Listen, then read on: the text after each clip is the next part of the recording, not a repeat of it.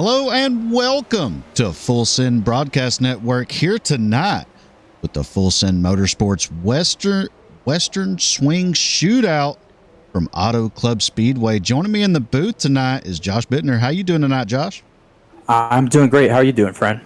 Oh, can't complain. Finer than frog hair on a Friday night. Get to watch some awesome Gen 7 cars go around this 2-mile D-shaped oval. Let's take a look at the pre-race info here as practice is beginning to wind down. Like I said before, track length is 2 miles. It's 65 degrees Fahrenheit with a track surface temperature of 88 degrees. It's 85% humidity, partly cloudy with 4-mile-an-hour winds.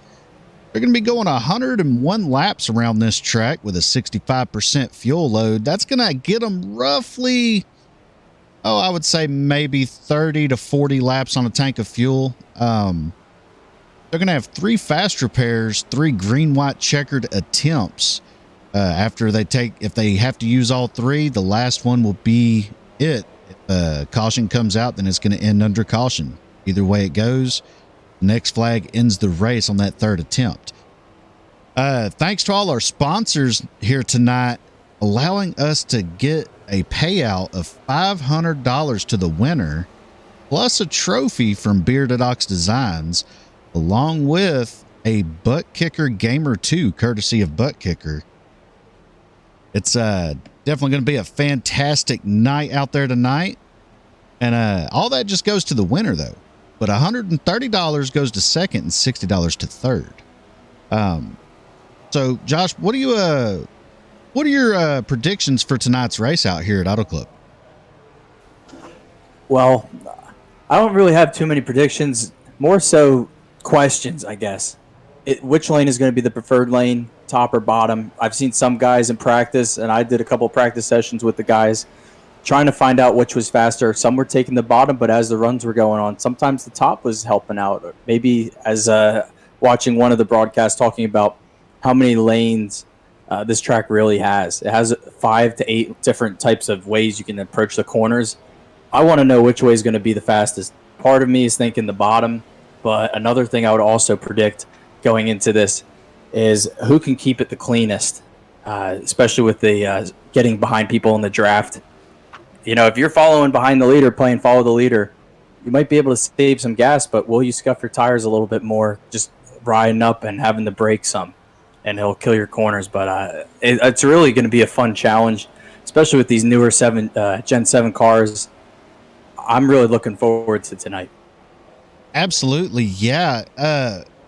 While practice has about 45 seconds left, let's take a look at the speed charts here.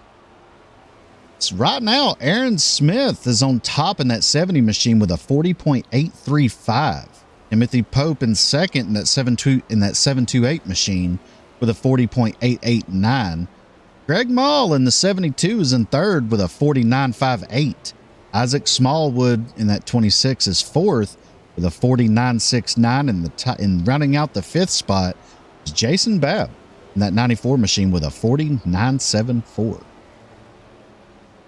So that's some interesting speed chart right there. A lot of these drivers really close together. Top 5 all within just over a 10th, which is really kind of unorthodox considering this is not a drafting track with these cars with that small spoiler and the 670 horsepower. The checkered flag flies on practice. Now we're moving over into qualifying here. It's going to be 5 minutes with 2 laps, lone qualifying. Several drivers jumping out on track. Let's go right along with Jason Babb. See how he's going to be able to round out this qualifying session in that 94 machine. Jason Babb here. He is the owner of Babb's Body Shop, one of our sponsors here tonight. For all your needs over in North Georgia, go to www.babsbodyshop.com. Check them out, and they'll get you back on the road in no time. He works his way out of turn 4, heading to the line to take the green flag to start his qualifying run. Several drivers out on the track currently. I think we only have about maybe 6 or 7 cars that are not on track at the moment.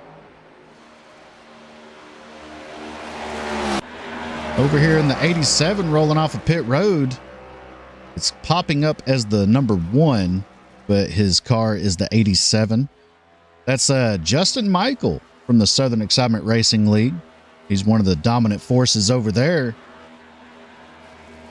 We'll have to see how he's going to stack up here tonight.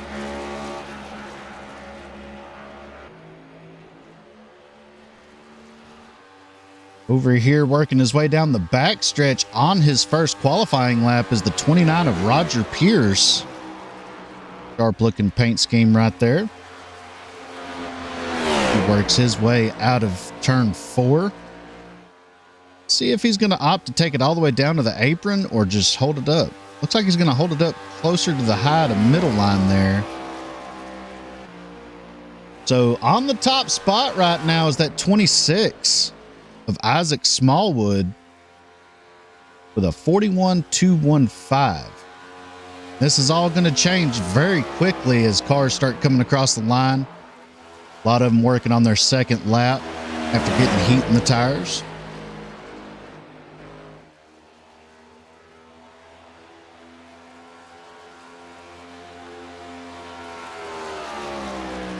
Smallwood comes across the line for his second lap. He's going to be in 6th now, but Garrett Maines, he's going to finish up his qualifying run there in that 31 machine with a 48.75. Garrett Maines is a pro driver there in the eNASCAR Coca-Cola iRacing series. Been having a lot of luck here recently, going around collecting some payouts from some one-off races. Right now we're watching Alex Forget Berube as he comes across the line. He's going to go up to P7 with a 41.156. Here's the 7.28 of Timothy Pope coming through for his second lap. He's going to go to P4 with a 41.016. Very fast lap time for him. Here's the 83 of Bill Stringfellow, taking the green flag.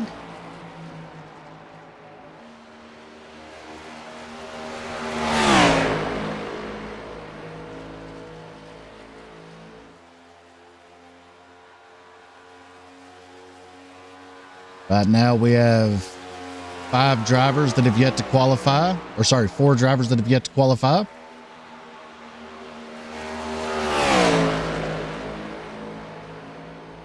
Bill Stringfellow comes out of turn 4 on his first lap. He's going to yank it all the way down below that white line as he comes across the line for his first lap.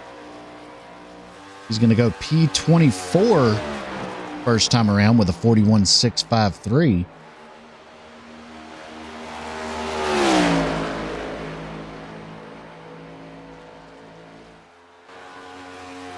Here's the 33 of Brian Dixon.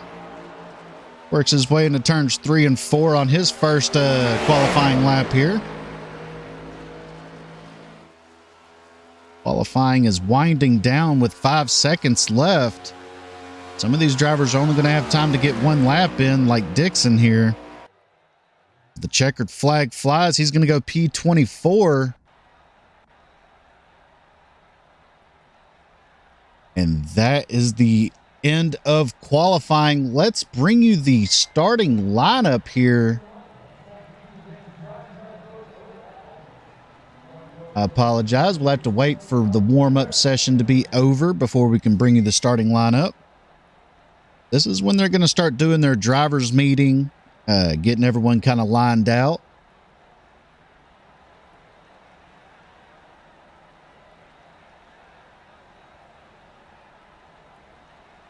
So after seeing qualifying there, Josh, what are you thinking about some of these lap times these guys were turning? Well, it seemed to be some of the usual suspects in a way. I mean, you got Garrett Maines, a Coke Series driver, taking first place and by a pretty decent margin with a 40.8. Really good lap right there, and that would have been one of the faster laps in practice too. So that was a great job by him. You got some of the guys like Aaron Smith, fastest in practice, Justin Michael, Timothy Pope, Greg Mall. Those guys really put down some great laps in qualifying. But another thing too is a lot of the field, I would say probably the top 15 is within half a second of each other. And you never know, maybe some of the guys that were up front in practice could have had a bad lap in qualifying. It'll be fun to see who can maybe didn't have the best lap in qualifying and how they're going to overcome that adversity, because there's a lot of track that they can use to get around people. Yeah, and depending on what I'm kind of looking for here in this race is possible fuel strategy. If you catch a caution at the right time in this race, or even if the race goes green all the way, then you could have the potential of the guy maybe stretching fuel out, going a lap down, whatever the case may be, and end up coming back and saving fuel enough to make it to the finish on a two-stop race.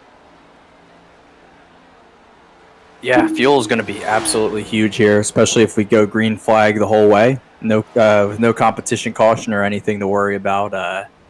It should really, hopefully it goes for a nice green flag run, and we can see people work on their strategies and use the maybe some differing strategies and come out on top. Yeah, it's definitely an exciting race. There was a lot of hype around this as the information had started coming out, and it attracted a lot of drivers very quickly.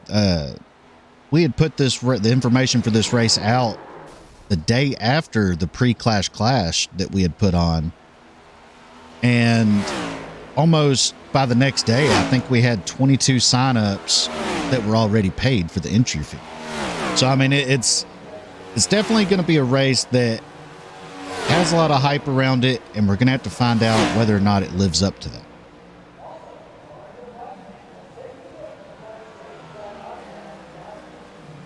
Absolutely, and especially with these newer cars as they've been fine-tuned a little bit with some of the updates. I know I was a little hesitant in the beginning of these next-gen cars, and I was so used to racing the Gen 6 cars and some of the Xfinity Gander truck.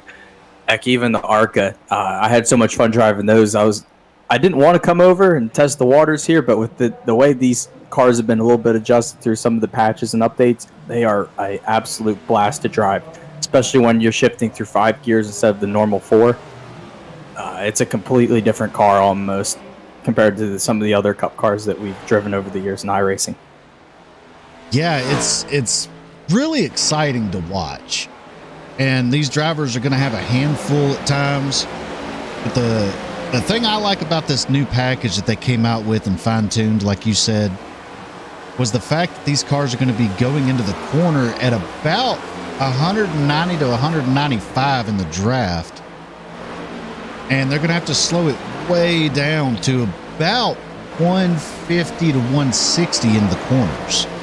So there's going to be a lot of heavy braking, and we're going to have to see how some guys maybe back the corner up or just dive it off in there real deep, heavy on the brake. It's going to be fun to watch and definitely interesting to see different strategies coming out of how to enter the corners.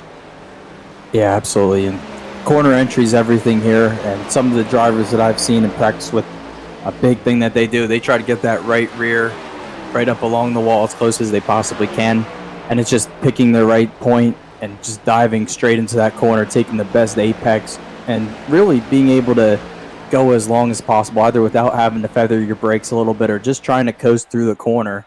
And like you said, backing up the corner is so huge, especially when you have these higher speeds. And as the race looks like it's about to get started soon, really it's going to be key here, and you'll see a little bit of a tire fall off based on how people drive their cars. Yeah, and like we said, that was the end of the warm-up there, so now the cars are beginning to grid here on the pit lane. So let's bring you the official starting lineup here tonight in the Western Swing Shootout. Garrett Maines in that 31 on the pole. Aaron Smith in second. Third is Justin Michael. Fourth, Timothy Pope. Fifth is Greg Mall. Sixth, Jason Babb. Seventh, Craig Sperry. Eighth, Dakota Camper. Ninth is Alex Verger-Berube. 10th, Jeremiah Burke.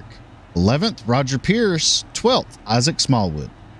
13th is Tyler Lehman. 14th, Chris Buds. 15th, Tyler Green. 16th, Maxwell Caldwell. 17th, Tyler Cross. 18th, Bradley Bartley. 19th, Jonathan Osborne. 20th, Ron Morris Jr. 21st is Zach Wheeler. 22nd, Paul Witt. 23rd, Christopher Howell. 24th, Brian Dixon. 25th is going to be Bill Stringfellow. 26th, Nick Ramsey. 27th, Scott Sperry. 28th, Ty Watkins. 29th, Justin Hutchinson. The 30th place driver there, he is actually the race control. That's Josh Oxendine. So Jack Dixon is going to be starting 30th in that 20 machine. And that's your official starting lineup here tonight in the Western Swing Shootout presented by Full Send Motorsports. These drivers made their way off of pit road.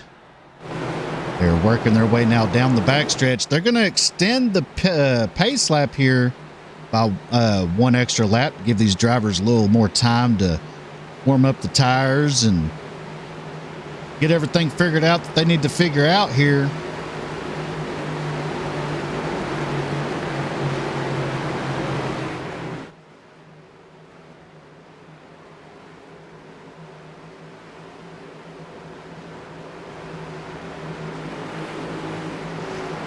For those of you tuning in tonight, we greatly appreciate it here at the Full Send Broadcast Network. Definitely tuning in to what's assumed to be an extreme fashion, an awesome race out here.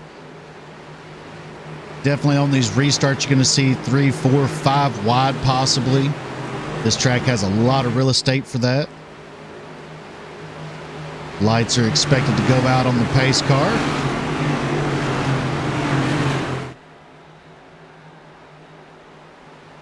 Lights are out. We are ready to go green here next time by. Garrett Maines and Aaron Smith on the front row.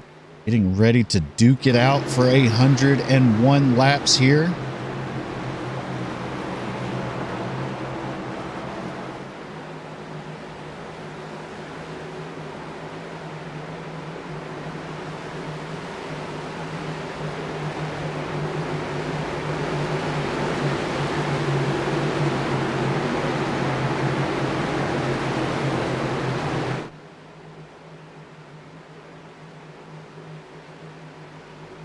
I'll tell you what, we got $500 on the line for first place.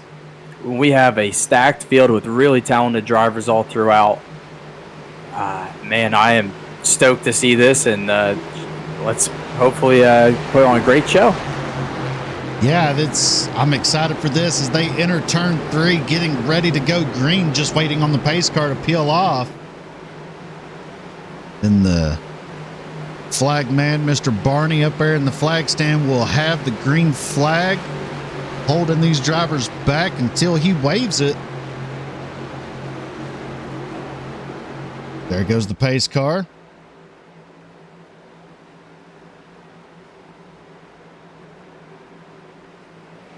Green flag is out here in the Western Swing Shootout presented by Full Send Motorsports. As they get up through the gears here, heading off towards turn 1. Garrett Maines able to clear Aaron Smith. Justin Michael pushing Maines out front there pretty far. 2x2. Oh, there's some 3 wide back here in the back. Oh, we got cars sideways around back here in the pack. We still got cars wrecking here. 753 Jeremiah Burke around.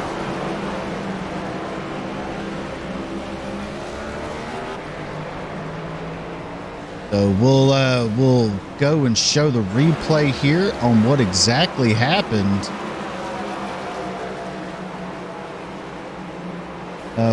You said the 753 of Jeremiah Burke? Yes, sir. Let's go back and take a look here.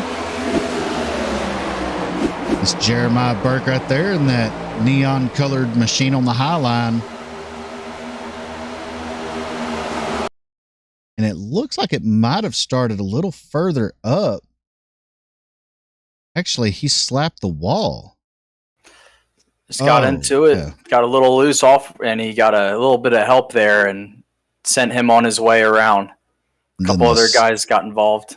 Yeah, and it just stacked up from there. And he locked it down, trying to stay out of everyone's way. Right there. And it looked like maybe Ron Morris Jr. hard into the inside wall. We have 21 of Chris Buds and the 27. Sorry, that's the 21 of Chris Buds and the 88 of Christopher Howell involved in that as well. Good news is, though, it looks like everybody's rolling. Ron Morris Jr. went down pit road and was able to get a faster pair, it looks like. So he's back out on the track. And like we were talking about earlier, 3 faster pairs. Using one up early, not ideal, but in the grand scheme of things, still gives you plenty of time to recover from that and get back auto front. Yeah, as Garrett Maines, your leader, under caution here for the first time tonight.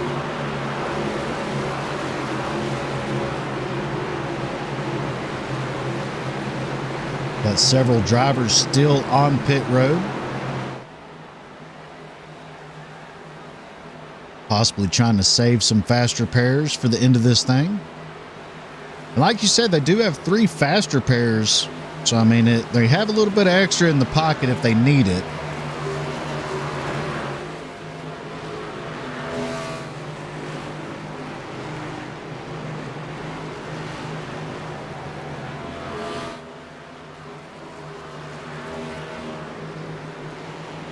This race is also kind of a shout out to Auto Club, which this season is possibly the last season in real world NASCAR that the Cup Series will be running there.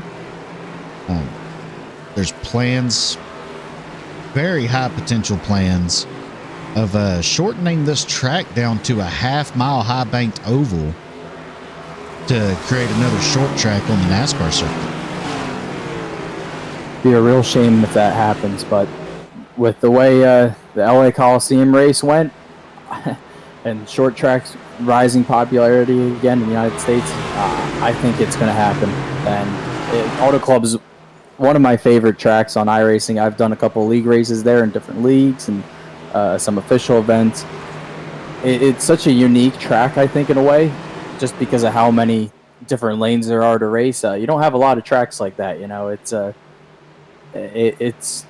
I mean, I'm interested in what this short track is because I've been told it's kind of from what I've seen, it's almost a hybrid of Richmond, Martinsville, because they're going to keep the front stretch, but it really hate to see it go. But in the same sentence, though, if it is something kind of like a hybrid of Richmond and Martinsville, I would welcome that with open arms. That would be a heck of a race. Yeah, couldn't agree more.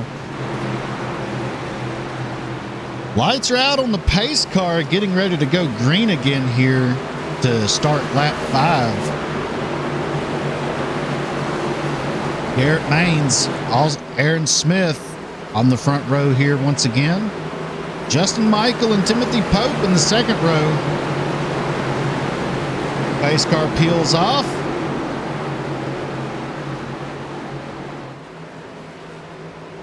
Green flag is back in the air. Garrett Maines with a good restart there. Justin Michael with another restart matching Garrett Maines there. He's able to pull alongside Aaron Smith for the second spot. Now back here, there you see Bradley Bartley with a heavily damaged nose on that 11 machine. Cars are 2x2. No one wanting to go 3 wide this time. A little bit of 3 wide there, but they're going to back out of it, looks like.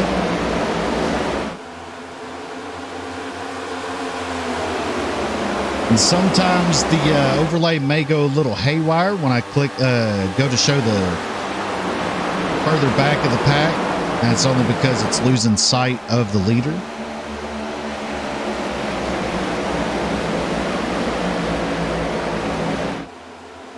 Garrett Maines out front, Aaron Smith in second, Justin Michael in third, Timothy Pope in fourth, and rounding out the top 5 is Greg Mall. Some of these drivers may be playing it safe here just to log some laps and make it to the end of this thing.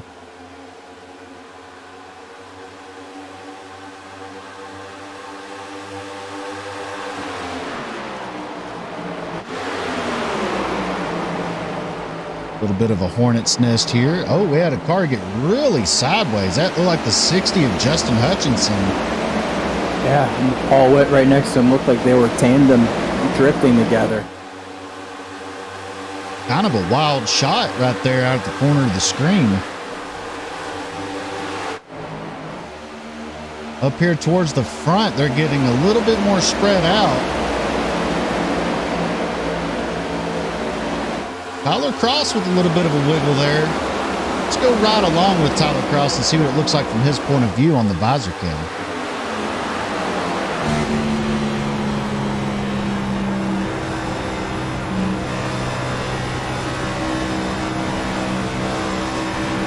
And that high line there.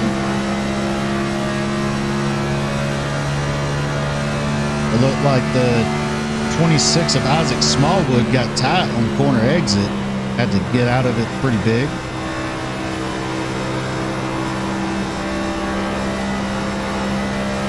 Yeah, a little loose on corner exit for sure.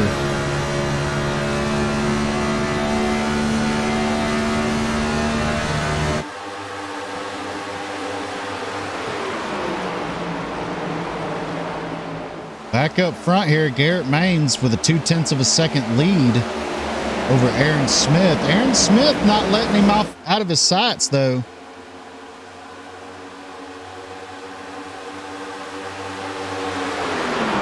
Like a little bit of an issue with Scott Sperry. Go back and check out and see what happened with him. Looked like he might have tangled with Christopher Howell running in the back. Oh, yeah. Had to jump to the pits. Oh, yeah. Ooh. Somebody hit the inside pit wall really hard there. Looked like Ron Morris.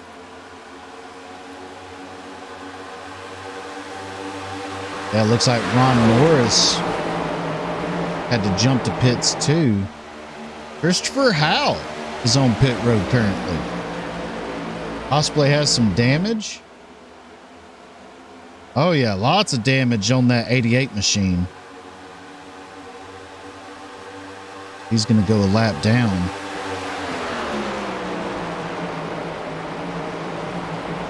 Yeah, back here, I mean, right here you see the 19 of Alex Verger-Berube and the 728 of Timothy Pope battling it out there for the third spot. With Greg Mall right there in the mix with them. Alex Verger-Berube, man, he looks like he is on a tear right now. Like he is trying to catch the leaders here, and it looks like he's actually running them down. Yeah, he's been running that second to third lane. He picked off Pope right there. Pope usually likes running the bottom. I can't wait to see what he's going to do here. Ooh, man, right up on that second place driver of Aaron Smith. See if he can pick him off on that right rear, force him to stay low and get him on the next corner. Like he's going to peek to the inside. You see how rough this track is as they come down that backstretch. These cars are almost looking like they're at the X Games with how much air they're getting.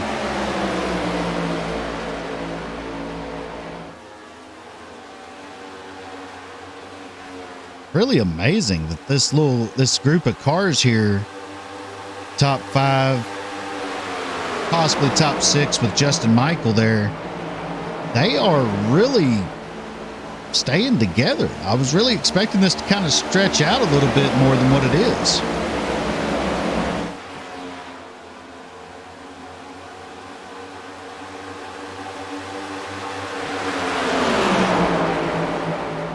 Yeah, Alex seems to be the only one running that second to second and a half line there.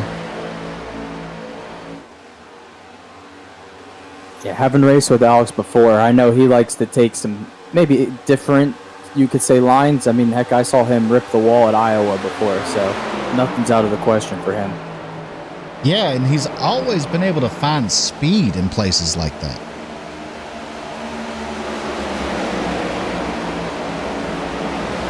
Didn't look like a very good corner exit for him there. He got a little close to that wall. Further back here, Jason Babb losing some spots right now as Dakota Camper's going around him. 83 of Bill Stringfellow got around him, and now I believe that's Craig Sperry trying to get around him as well. Right now, that 83 of Bill Stringfellow right here in that dark blue machine right here, he is the biggest mover of the race right now. He is up 16 spots since the drop of the green flag.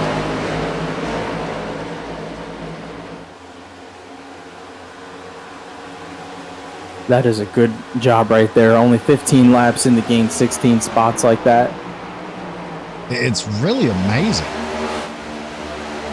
Alex Verger-Berube losing spots now. He falls back to 5th. Justin Michael trying to capitalize as well. Drop Berube down to 6th. Possibly used up his tires a little early.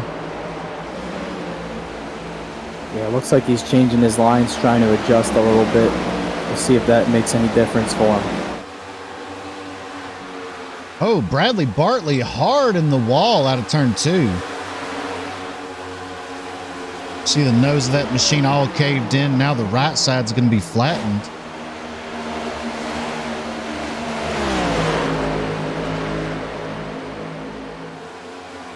Possibly not having the handling out of that machine that he wants.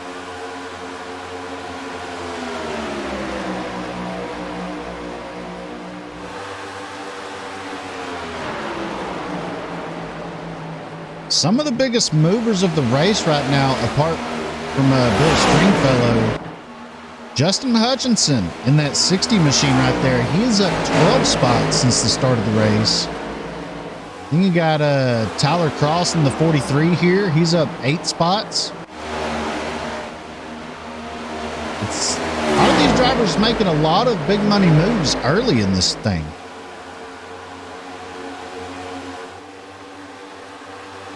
These guys are not getting off of each other here in the front.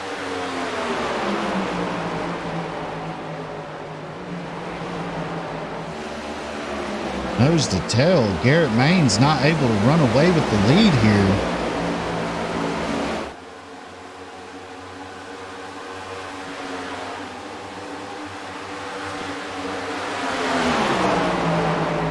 Really quite amazing how rough that track is down the backstretch. Yeah, you certainly feel it too, especially when you have your force feedback turned up a little bit. Looks like they're starting to catch some lap cars. The 76 of Ron Morris Jr. having some bad luck early on in this race. Yeah, he's 2 laps down. Yeah, he's currently 2 laps down, about to go 3rd lap down. Good on him for the heads-up driving. Does it really surprise you that these top 5 have not really separated? Honestly, it has. I'm looking as Tim Pope's looking to the bottom of our second place driver, Aaron Smith, backing up a little bit. But, yeah, I thought, honestly, that it would be a little bit more spread out. But these guys have been on each other within a second I would say the entire race, especially the top three. Tim Pope's always been looking down. Aaron Smith's been right on the bumper of Garrett Maines this whole time. Those guys have been doing some great laps right now. And they haven't, doesn't look like they've really changed the line at all. The entire race, they've just been ripping that bottom. So I guess that question I had in the pre-race has been answered. Yeah, like you said, I was not expecting this kind of racing out of this package. Now, granted, we do have separation as we go further back into the field, but it looks like it's just a bunch of different small packs. Like you see right here, Isaac Smallwood in 7th is leading a pack of about 4 or 5 cars. And then you go further back to Craig Sperry, as they are 3 wide in turn 1 here. Holy cow. But, I mean, these drivers, it's almost like a plate track with the speeds of a low downforce track. I mean, it's kind of crazy. And then we go a little bit further back, and here's another big pack of cars. I mean, it's really wild to see. They're all just clustered together in different groups. Yeah, it's almost racing like Michigan right now, but even then, you're not seeing as much of the fall off up front as you would at Michigan. At least you get some separation, but with these next gen cars, it's these guys have really been tight on each other. Yeah, as we're looking back here at Brian Dixon, he was just 3 wide here for 20th. These guys back here fighting for the 20th and 8th for up to 17th right here. This right here that we're watching is a battle for 17th. And you would think these guys are racing for the lead on the last lap with how they're going 3 wide, slicing and dicing, chopping each other's noses off. This is what you call amazing racing, and so far I am proud of how this race is turning out. Yeah, guys really aren't giving too much of an inch to each other, but in the same sense, they're still driving pretty respectfully too. And what really amazes me is this 11 machine of Bradley Barton. He has some of the worst damage on track currently that I've seen. And his last lap, he ran a 42.28, where the leader ran a 41.65. I mean, it's crazy to know that this car has that much damage and still has that much speed.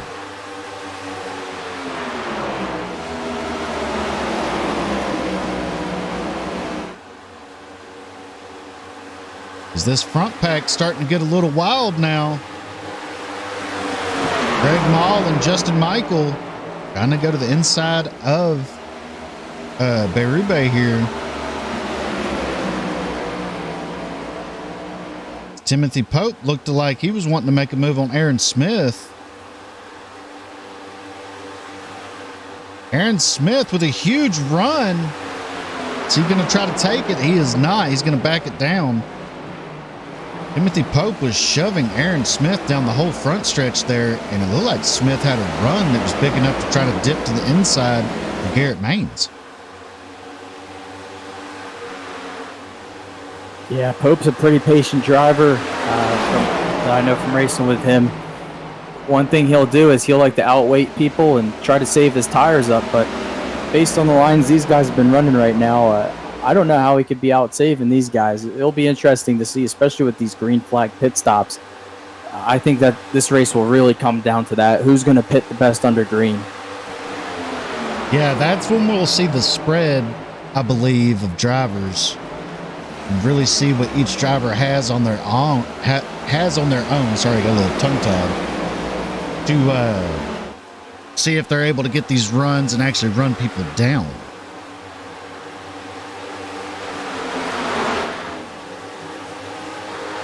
Like Berube's worked his way back into the picture. He's running a little bit of a different line, a little unorthodox compared to the leader, Garrett Maines, but he's making it work, and he's doing a really good job right now keeping that 19 car up front. Yeah, he is. He doesn't look like he hasn't lost any aggressiveness in this first run here.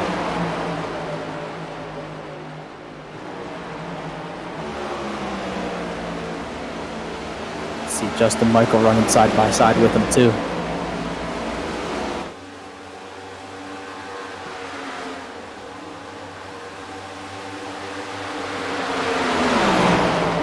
And you know it's a huge confidence builder for some of these drivers, especially the ones running up front up here, to know that they have the same speed and all that of a Coke Series Pro driver here on iRacing. Be able to keep up and maintain distance with that pro driver. I mean, that in itself would be an accomplishment in my eyes if I was running in this race. Yeah, it's quite the measuring stick, I guess.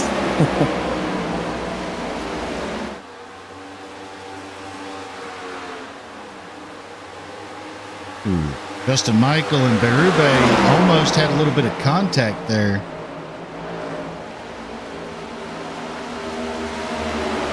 They are still door to door. A little bit of contact there.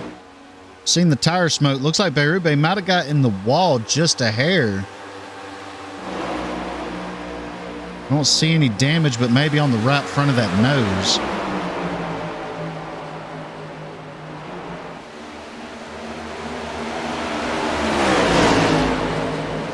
That's going to lose a lot of momentum for the 87 of Justin Michael. Not out of the draft, though. Yeah, those guys aren't going to really go anywhere. Looks like the 3 cars behind him, Justin Michael, Axforge Berube, and then Greg Mall. They all are they tried a similar line there on that corner instead of ripping the bottom lane. I'm curious to see how it's going to go. Yeah. These 3 drivers here have been duking it out since the drop of the green flag. That's going to be Craig Sperry, Bradley Bartley, and Roger Pierce.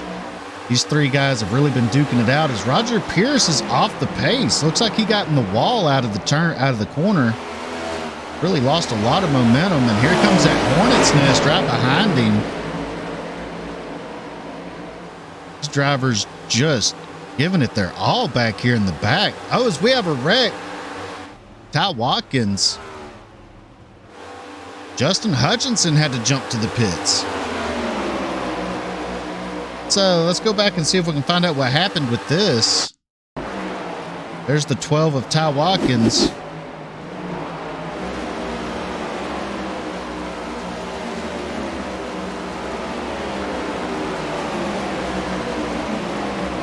Possibly an issue.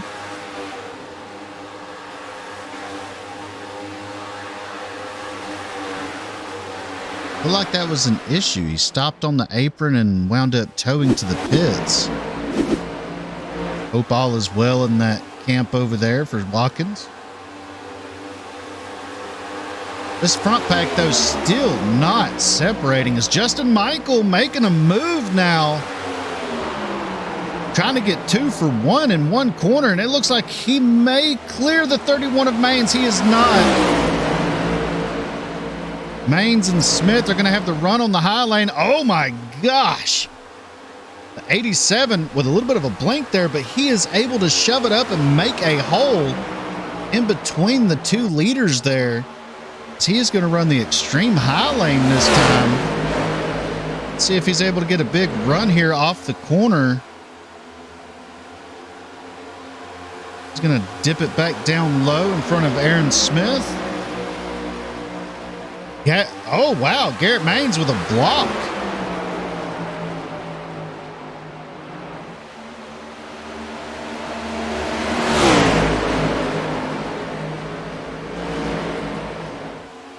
Looks like green flag stops are possibly underway now. Here it comes again. Right to the bottom. Yeah, Justin Michael trying to get the lead from Garrett Maines here. Door to door out of turn 4. Maines flirting with that wall.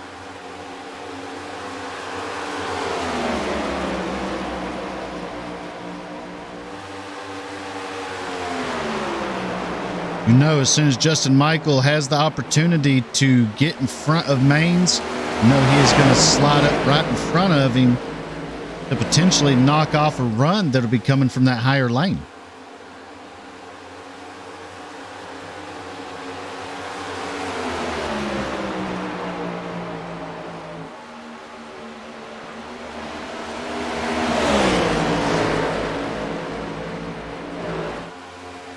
Alex Berube with an issue, like he had to jump to the pits.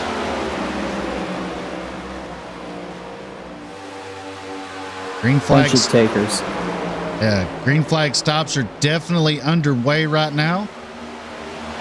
I'm curious to see when the leaders come down pit road. Looks like they're coming in this lap. And it looks like they're all coming together. So this is going to be interesting to see. Garrett Maines is going to let Justin Michael go by. Here they come down pit road. Any mistakes?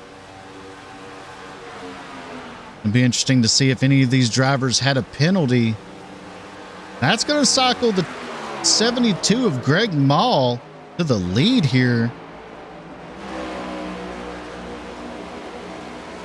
Looks like he is going to be the last car not to come down pit road.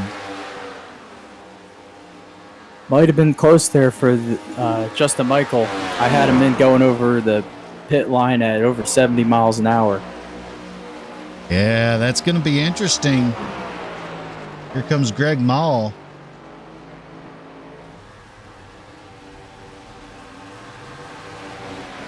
Oh, yeah. Michael got a speeding penalty there. Oh, yes, he did. I thought he looked a little fast coming in. Had him about 72 miles an hour going across that line. Maybe just locked it up a little bit. Didn't want to have to worry about getting ran over from behind, but still plenty of time left in this race. If there's a caution that comes out, you never know. He could get that lucky dog or fight to stay on the lead lap. Well, I know he could probably work his way right up to the field. So right now we have Jeremiah Burke, Maxwell Caldwell, and Brian Dixon on pit road. Garrett Maines currently in fourth. He's going to be coming around to take the lead back here.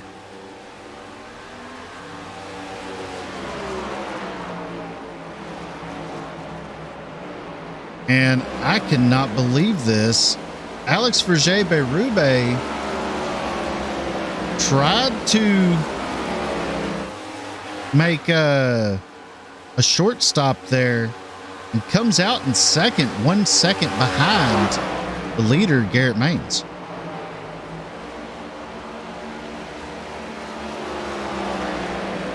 It was a good effort there. You never know. Try something new, especially at this point in the race. It's always worth it. Always. We got one car, Zach Wheeler, turned around off of turn 2. Some guys going low to avoid him. Looks like he's able to get that rolling. But, yeah, short pitting is definitely a strategy that can be at play at this type of track, especially when the top 6 was thrown under a blanket that whole first stint. Yeah. As we go back up here to the front,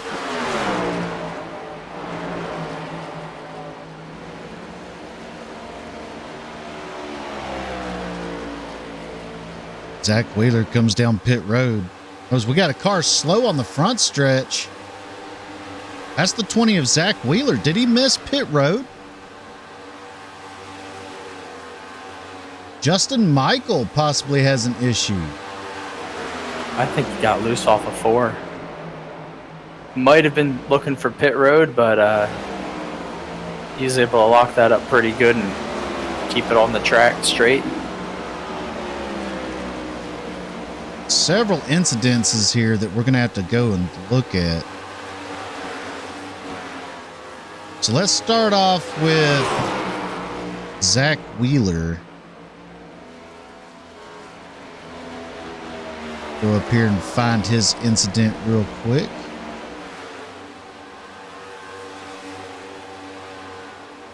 Just looked like he got loose off of 2 on lap 37. Especially on those fresh tires, maybe. Could have had a little bit of a roll in that. So let's go back and take a look at that. Okay, so there's Zach Wheeler right there. So I normally don't do this, but we're going to rewind because I can't find the incident.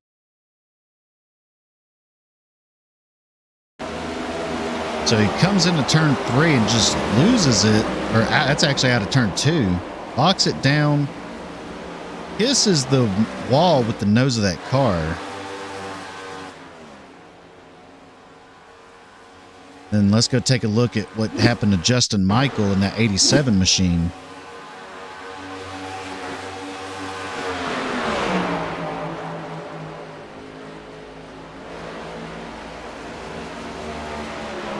Oh yeah, that car was 9 kinds of sideways.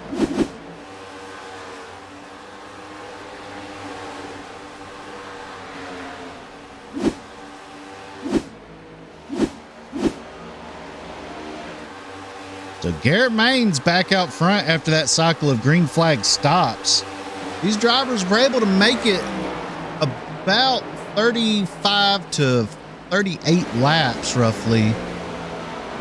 So it's going to be interesting to see how this strategy works out, because with 101 laps with no cautions, barring any cautions, that's easily going to be a 3-stop race. Yeah, and just looking back, it looks like Tim Pope, who was running in 7th at the time, had locked it up and spun around into the grass off of turn 4. And with the one driver already getting a speeding penalty, I think that that did some damage to him, as he's now 15 seconds back behind Mains. Oh, that's a tough break. So as we reach close to the halfway point here, what do you say we do a full send fired up and let these people hear these cars go around here? Sounds good.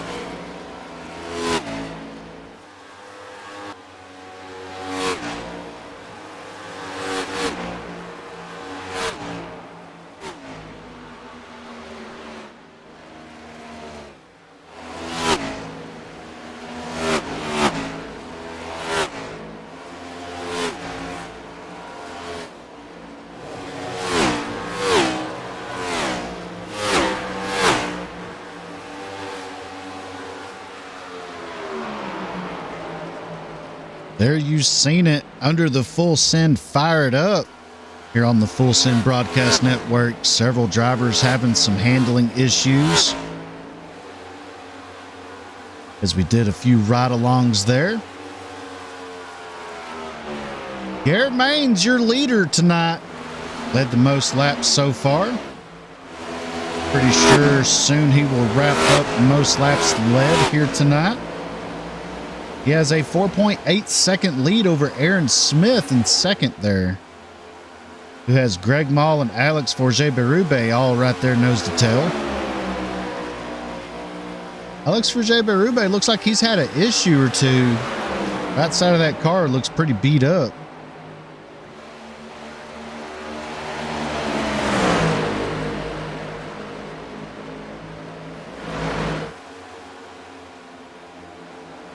Yeah, he could definitely use a caution and try to get one of those faster pairs, because it looks like it's been cutting into his speed pretty good as he's dropped back to fourth. Yeah, it's definitely a tough break for him. And I'd like to give a shout out to all our sponsors that made this possible tonight. Bearded Ox Designs, Outline Paints, Bartley's Priority, Butt Kicker, Babs Body Shop, all for coming on board and making this one-off race possible here. We'd like to thank them most we could ever thank anybody, putting up their hard-earned money to help us put this on. But right now, your biggest mover of the race is that 83 machine right there of Bill Stringfellow. He is up 20 spots since the start of this race. That's unbelievable how many spots he's able to gain. He can still pick off a couple more, you never know. A couple good pit stops and he can be in that mix for second place.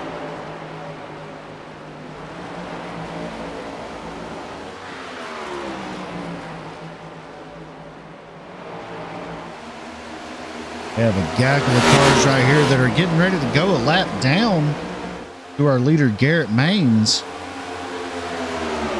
That's Jonathan Osborne and Nick Ramsey.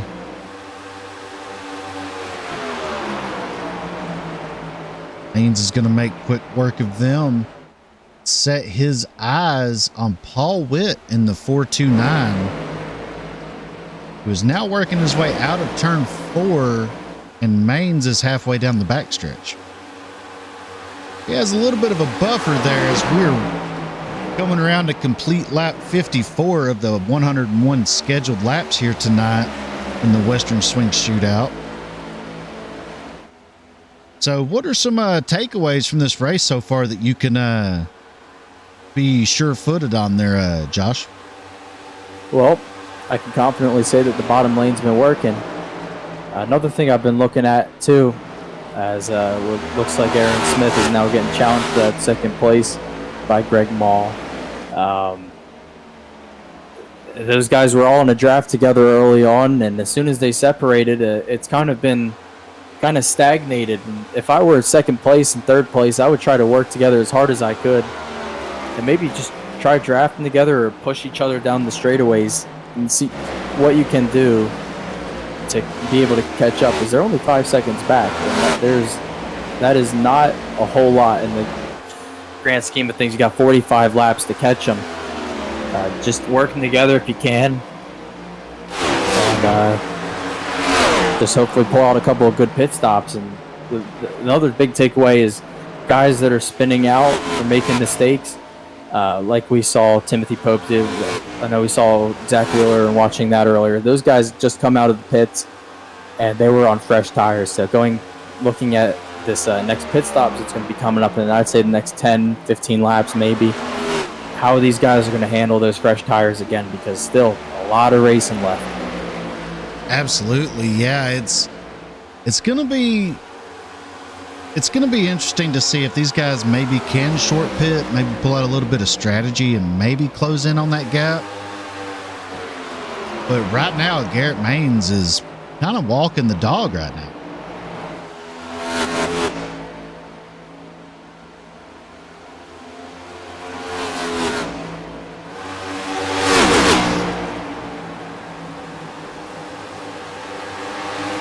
One driver we haven't talked much about tonight is that 3 machine there of Dakota Camper. He's been silently running in the top 10 for most of the race. He's up 2 spots from where he qualified. He's currently running in the 6th position there. He's been solidly up there all night long, just kind of minding his own business, making it to the end here. As I say that, the broadcaster curse strikes once again as he gets hard into the outside wall on the exit of 4.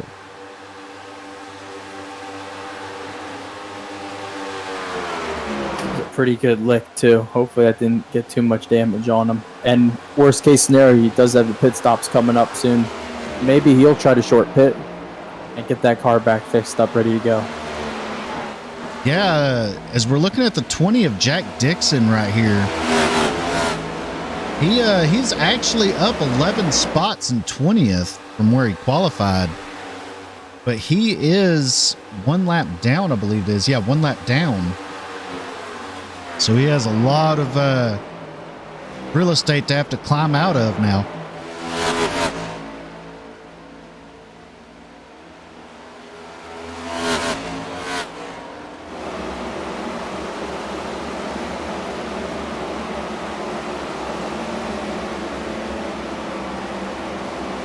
Looks like second and third is now kind of going single file a little bit. They were able to gain a couple of tenths in the last couple laps, but if they could keep that up for the rest of the race, I think they'll definitely put it together more at the end and make it a little closer.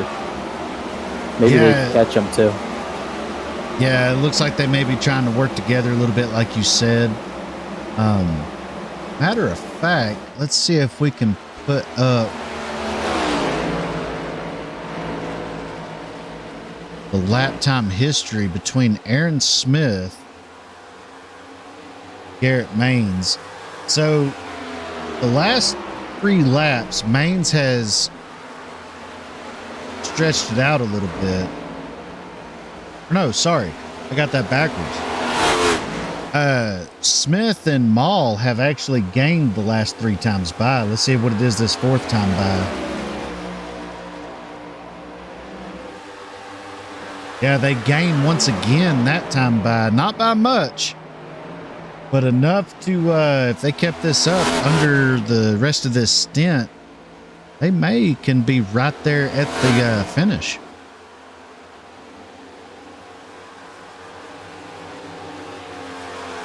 Yeah, it looks like Maine's got a couple of cars behind him, at least with Jonathan Osborne and Nick Ramsey. See if Osborne stays on him a little bit. Maybe if he backs off, you never know, could be pushing him a little bit or giving him a little bit of aero help. Looks like he's got a little bit more of a gap now.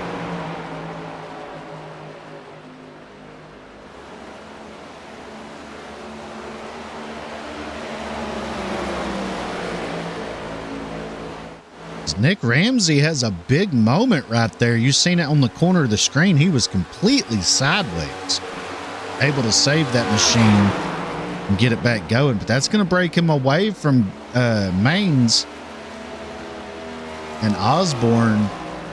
That may affect. And you see Osborne dropping back very quickly from Garrett Maines. This may have been what Smith and Mall needed, was for Maines to break away from them 2 lap cars and not have their draft. It looks like green flag stops are underway again here.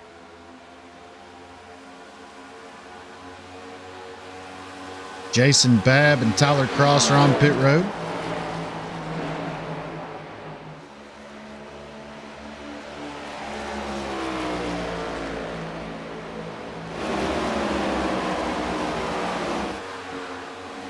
Here's the 18 of Maxwell Caldwell. Haven't talked about him much all night. He's up 9 spots currently from where he started this race at. Car looks really clean. No damage, looks like. Currently running in the 7th spot. We have Roger Pierce, Tyler Green, and Bradley Bartley coming down pit road together.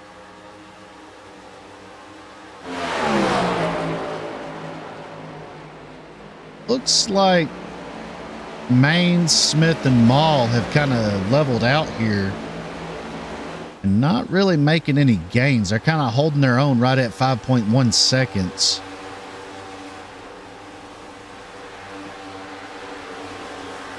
Alex Verget. Oh, sorry. Go ahead. I was just going to say, if I'm Aaron Smith and Greg Mall right now, this is the time to do it. Garrett Maines has a clean racetrack in front of him. He's got probably about a mile or 3/4 of a mile worth of clean, empty track in front of him. He's got no one to push him around. If I'm Aaron Smith and Mall, I would definitely try to work together. Absolutely. Yeah. He, like you said, a lot of clean track.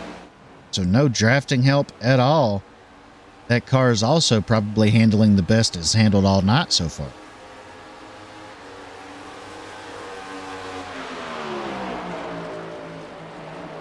Oh, is Justin Hutchinson has an issue. Looks like he crashed possibly.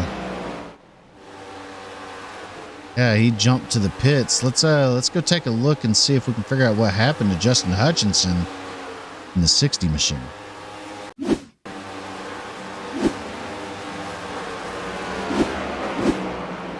Oh, that car just snapped completely sideways entering the corner. Yeah. He's wrecking for an entire corner. That car just would not come back to him in hard contact with the inside wall.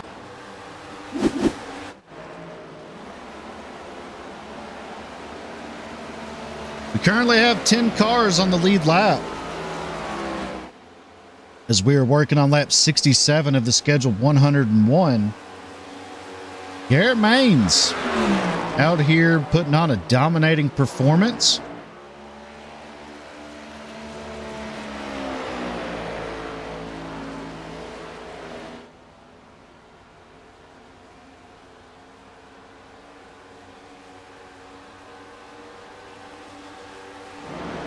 Justin Michael back here 1 lap down.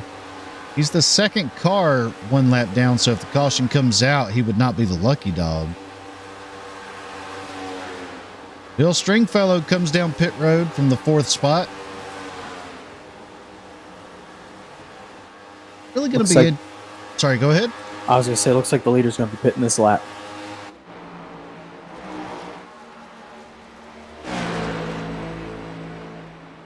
There he goes. He is slowing down for it.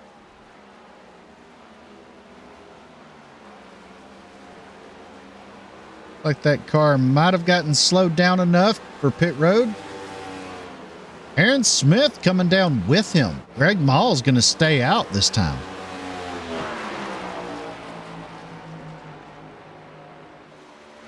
Question is, can Aaron Smith beat Garrett Maines off of pit road?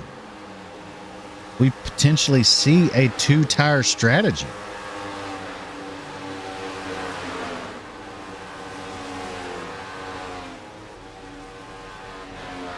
Justin Michael using a fast repair back there. Garrett Maines going to get out of the pit box first. Aaron Smith just now leaving. There's Greg Mall, your leader currently, who is yet to pit on this stint.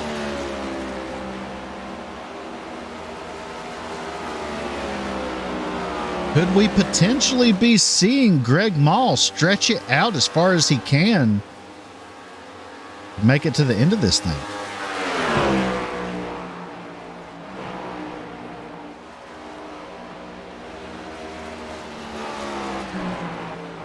It looks like he's going to be coming in this time.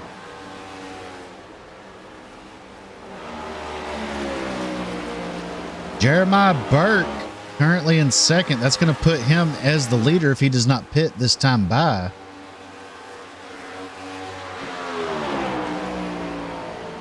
There's Garrett Maines in third.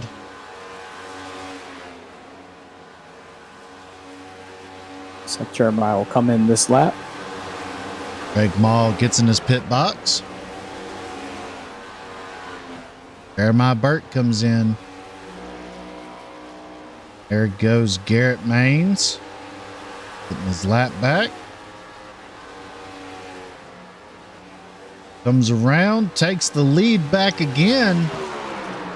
It'll be interesting to see the kind of lead that he has over Aaron Smith. Looks like it's going to be 6.2 seconds over Aaron Smith now.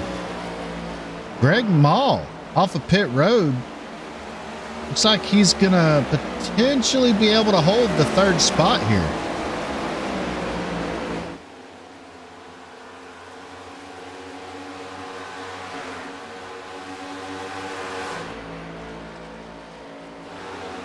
Garrett Maines with a clear windshield.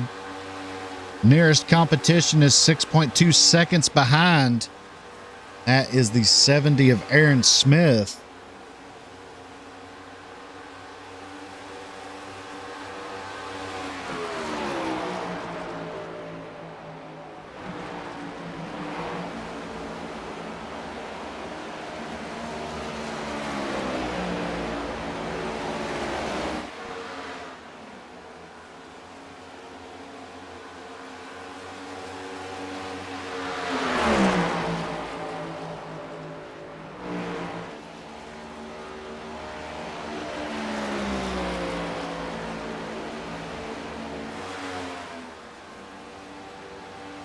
So let's give you a rundown of how the field looks as they run right now.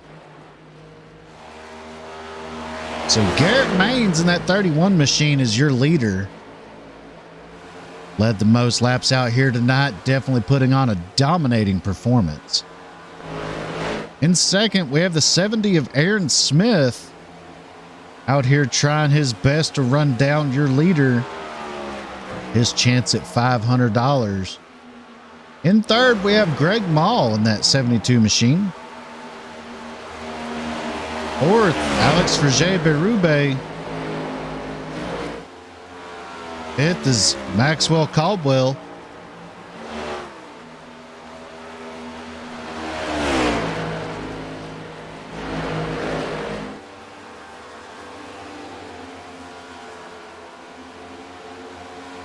Waiting for my overlay to catch up with the broadcast here.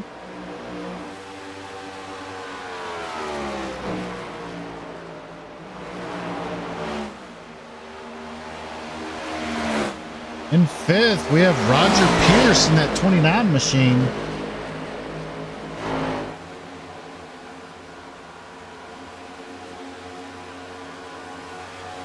Seems like my overlay's not really wanting to work very well for me right now. So sixth is the 29 of Roger Pierce. Seventh is the 43 of Tyler Cross. Eighth, Jason Babb in that 94. Ninth, Dakota Camper in the 3 machine. 10th is the 11 of Tyler Green. And 11th is the 13 of Bradley Bartley. 12th, the 728 of Timothy Pope. 13th is the 83 of Bill Stringfellow. 14th is Brian Dixon in the 33. 15th is the 753 of Jeremiah Burke. 16th is Craig Sperry in the 24. 17th is Justin Michael having a tough race after a pit road speeding penalty, trapping him a lap down. Jack Dixon in 18th in that 20 machine. 19th is the 429 of Paul Witt. Rounding out your top 20 is the 81 of Jonathan Osborne. Back up front though, Garrett Maines with a 6.3 second lead coming up on a lap car. Looks like the lap car of Craig Sperry.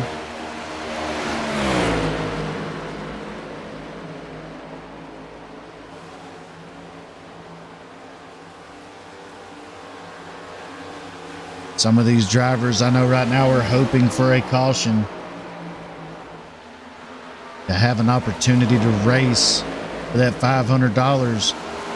Right now, Garrett Maines is getting the show done right now.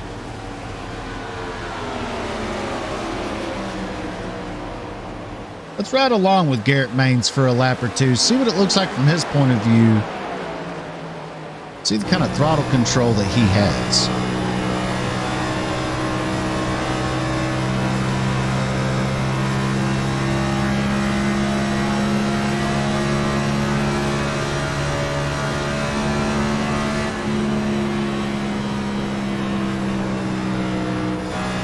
Very, very smooth on corner entry there.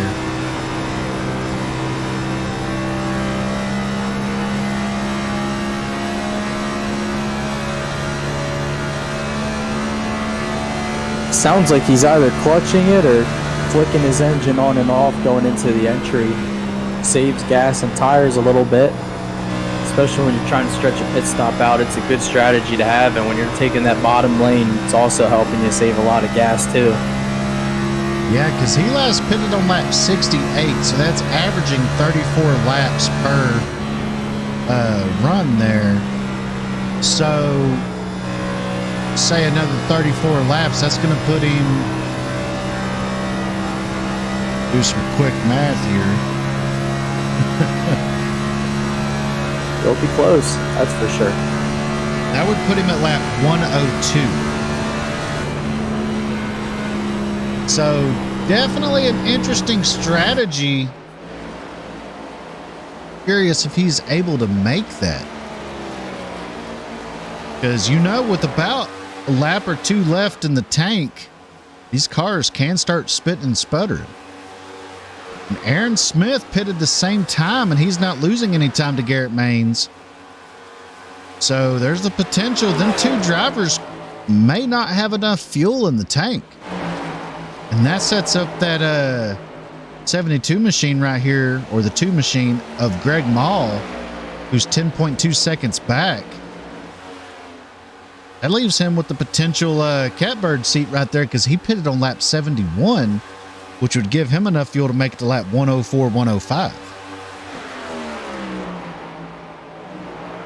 Yeah, I think a lot of people are going to be short here on fuel based on when they pitted last. I think the guys up front might be all right, especially if Garrett's stretching it like the way he is right now and with that healthy lead he's got. But some of these guys back here definitely will be a little bit harder for them to be able to make it to the end, especially if they're pushing their stuff, trying to stay up front and not lose any spots.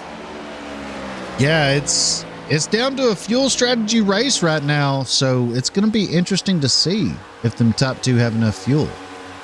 Now, one driver that I know that does not have enough fuel, that's that 19 right here of Alex Forget-Berube. He pitted on lap 64.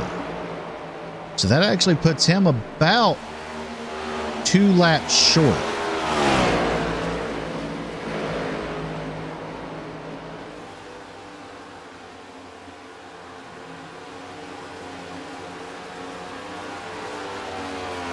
So it's going to be interesting to see. Let's ride along with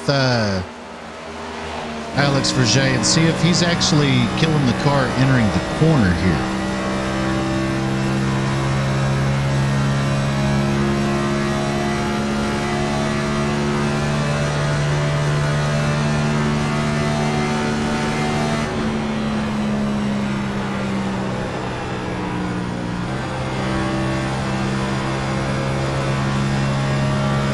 It actually sounded like he might have clutched the car a little bit maybe, or flipped the switch off.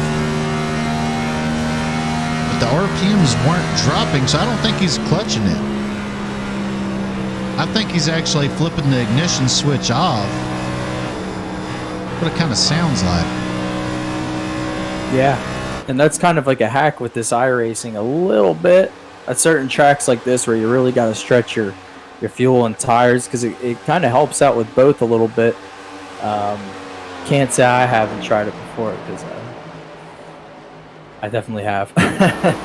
But yeah, these types of tracks, it's huge saving your tires and stuff. And when you're in clean air like that and you don't really have draft to work on, like you see someone like Garrett Maines doing up front,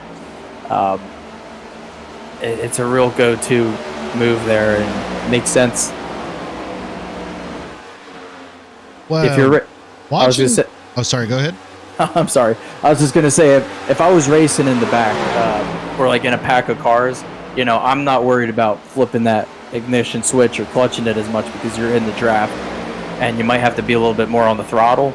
But when you have a healthy gap around you, you're in clean air, clean track, it's a real go-to. Sorry, what were you saying? Yeah, I was just saying we were watching Roger Pierce right here. He was in a battle with Dakota Camper. Roger Pierce having a pretty decent night right now. He's up in the top 10. He's in 7th right now. He's trying to get some work done here. He pitted on lap 63, so he will not have enough fuel to make it to the end either. So it's going to be close. Maxwell Caldwell last pitted in that 18 machine there on lap 68. Greg Mall, lap 71. Aaron Smith and Garrett Maines all pitted on lap 68. So it's really going to be kind of interesting. And if you notice on the timing tower, Aaron Smith has lost about 1.5 seconds, 2 seconds in the past few laps. So it's more than likely he's in fuel saving mode right now as we come around to complete lap 86. So he may be on fuel saving mode right now, trying to make it to the end here. Yeah, and then we go and look at Greg Mall running in third place right now. He's 3 laps fresher on gas, so he's absolutely balls to the wall right now, trying to make up as much time as he can. I think he might be able to catch Aaron Smith if he's on fuel saving mode. Yeah, as we look at the laps last time by, Garrett Maines ran a 41.682. Okay, make that a 41.645. See what Aaron Smith runs this time by. A 41.613. Greg Mall with a 41.524. So he's over a tenth faster than the leader and almost a full tenth faster than Aaron Smith. I just don't know that he has enough laps to get back up there and get in the mix again. Yeah, but good news is for Greg Mall, at least I think he might be able to do a little bit of a $70 bump right there if he can work his way up to second place, which is definitely in the realm of possibility. Yeah, that's definitely a possibility for sure. There we see Garrett Maines. Sounds really quiet when he entered the corner there, possibly saving fuel. Maybe he's on fuel saving mode now as well.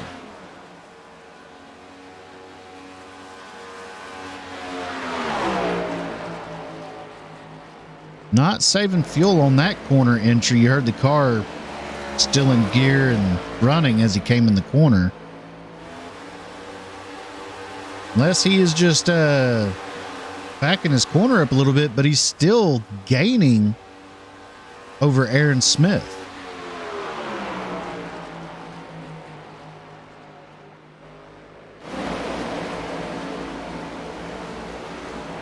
Dakota Camper, another one of those drivers that has enough fuel to make it to the end. He pitted on lap 69.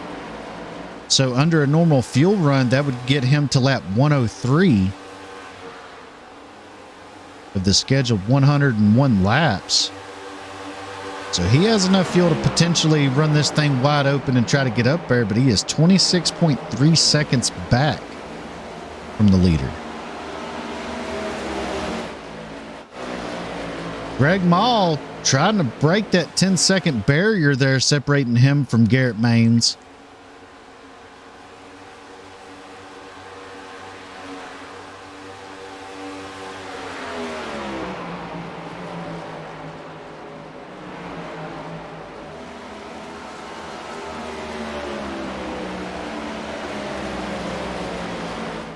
Looks like he lost a little bit of time on that lap. Yeah, just ever so slightly. Garrett Maines, though, he's been having a fantastic couple of weeks here on iRacing between the Coca-Cola Series Daytona season opener, finishing second, and then coming into one-off race that was 500 to win at Daytona, Daytona 500 race put on by Ron Morris Racing. He ended up winning it. Then I believe he won $4,000. Is that correct? In another one-off race? Yep. I believe that was earlier this week. And that was at another Daytona race. And then now he's in the Race at Auto Club here for Full Send Motorsports, dominating here tonight. Looking to cash in another $500 to the paycheck this week.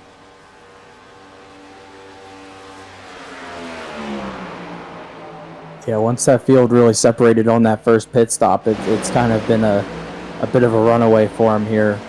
I mean, the field still, they've kept it respectable, and they put down some good pit stops. Aaron Smith did a heck of a job racing with them.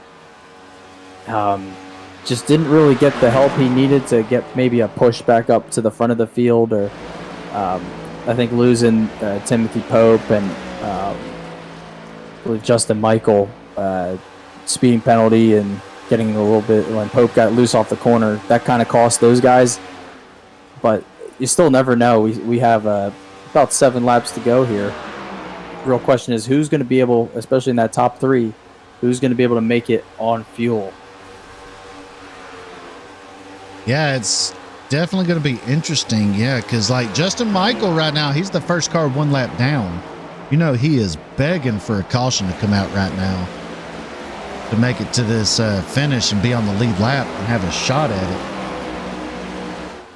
Right now we got 12 drivers on the lead lap. As we have several cars coming down pit lane right now, having to get that little splash of fuel. That's Jason Babb, Bradley Bartley, and Tyler Green. So make that 9 cars on the lead lap. And I believe these 9 cars that are on the lead lap potentially have enough fuel to make it to the end. It's going to be close, but there's the possibility that the top 9 do have enough. And right now we have a tie for the biggest mover of the race between Brian Dixon in the 33 here and Bill Stringfellow in the 83. They're both up 16 spots. And as I say that, Jack Dixon up 18 spots. He is currently running in the 13th position. He's up 18 spots from the drop of the green flag tonight. Yeah, he had some trouble early on in the race. I know he had gotten I think he spun off one of the corners or was really loose and lost a lot of time on that. So for him to stay with it, just keep running his race, good on Jack for that. And these guys that they might be a lap down or so, and at the moment they might seem out of it, but just the resolve they have to stick with it and have a good finish, or like you said with Jack, he's putting together a really good run, gaining several spots. That's what it's all about with these types of events, I think. It's a moral victory, I guess. Yeah. As you see right there, Roger Pierce on the back bumper of the leader, Garrett Maines.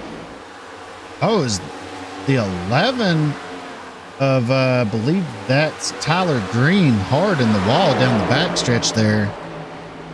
Right there around your leader. Roger Pierce possibly took tires on that pit stops because he looks like he is a little bit faster than the leader right now.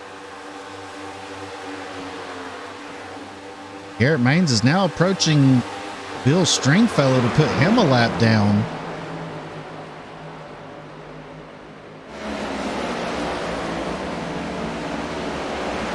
Garrett Maines surrounded by lap cars currently, hoping no one makes a slip up here.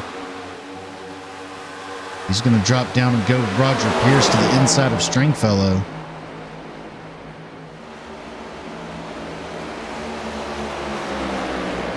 Contact with the leader. Wreck. Oh, wow. How did he save that? The 11, though, of Tyler Green. Hard in the outside wall. Looks like he just got loose. I want to know how Garrett Maines saved that. That car was completely sideways, headed to the inside wall. It was a whale of a job right there. He got pretty much a door slam from Tyler Green. Looked like he just lost it a little bit.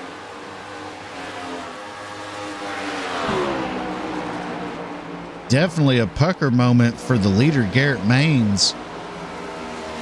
Almost seen our second caution of the night. Ended up not happening, though. Yeah, Tyler had fresh tires there. Flagman gives the leader the 2 fingers in the air, signaling 2 laps to go here tonight. As he comes around to work on lap 100, Garrett Maines leads the most laps here tonight. Putting on a dominating performance. Looking to be $500 richer here.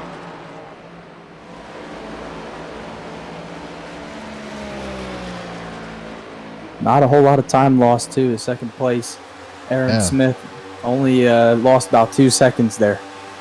White flag is in the air for Garrett Maines here in the Western Swing Shootout. Presented by Full Send Motorsports. In partnership with Babs Body Shop, Bearded Ox Designs, Outline Paints, and Bartley's Priority. And Butt Kicker, giving away a Butt Kicker game or two to the winner. Garrett Maines works his way into turn 3 for the final time tonight. Comes out of turn 4. Sees the checkered flag. Garrett Maines is going to win it tonight here at Auto Club Speedway in the Western Swing Shootout. Taking home a cool $500, adding to that resume that he's had in the past couple weeks.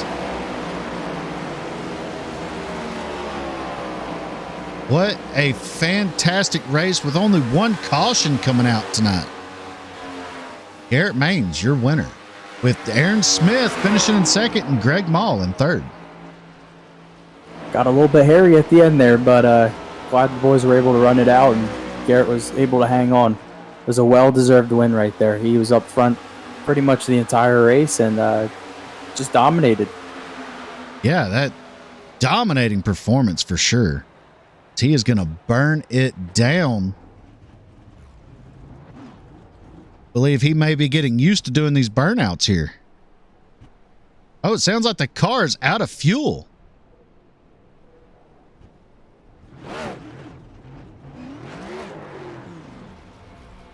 Yeah, that car may be out of fuel. It was. Not even enough to do a burnout for Garrett Maines. So let's pull up our official finishing lineup here tonight in the Western Swing Shootout.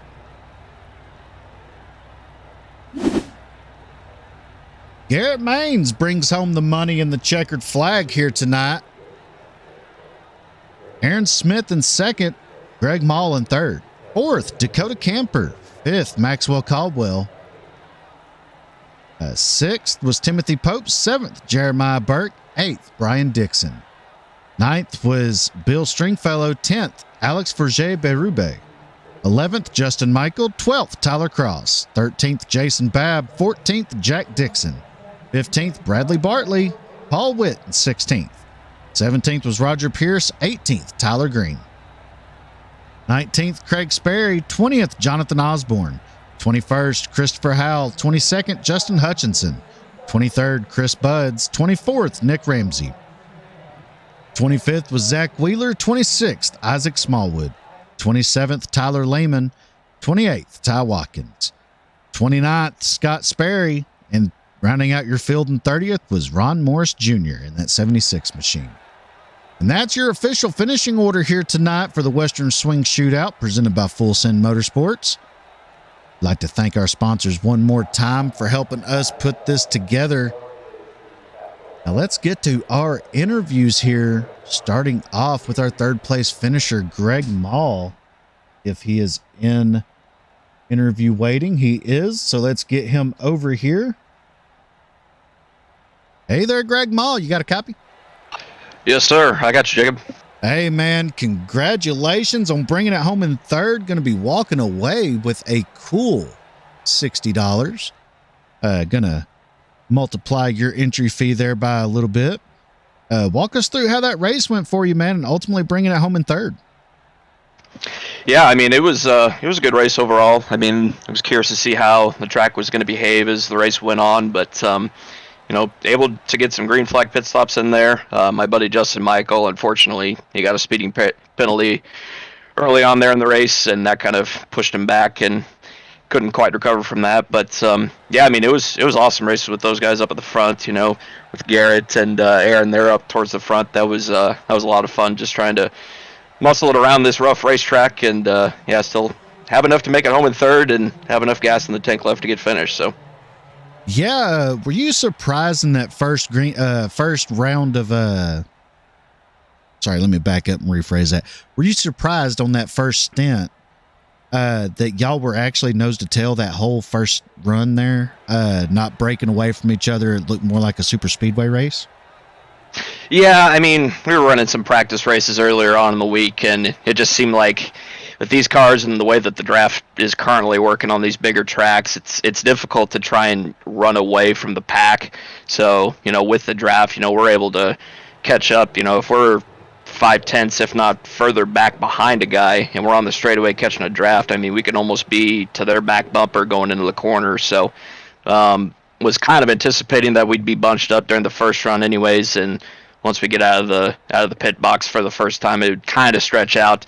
And I think it kind of showed that pretty well there at the end. So, yeah. So, were you hoping that the 2 leaders in front of you didn't have enough fuel to make it to the end?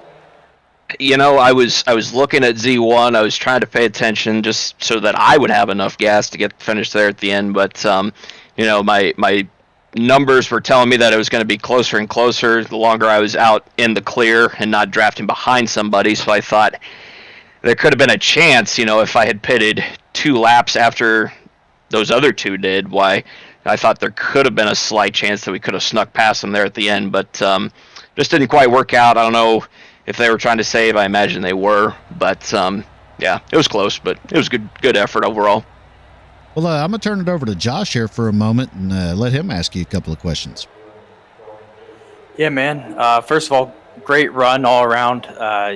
I know you were trying to stretch it there and with your last pit stop. I think you came out about 3 laps further on gas. But when you were racing with Aaron Smith there for a second, did you guys try to work together, push each other down the backstretch? Because it looked like for a little bit there, you guys were kind of a little bit together, and you kind of gained maybe a couple tenths on Garrett Maines, but it kind of plateaued after a couple laps. I was just wondering what you guys had as an approach, just trying to catch him up as you were together.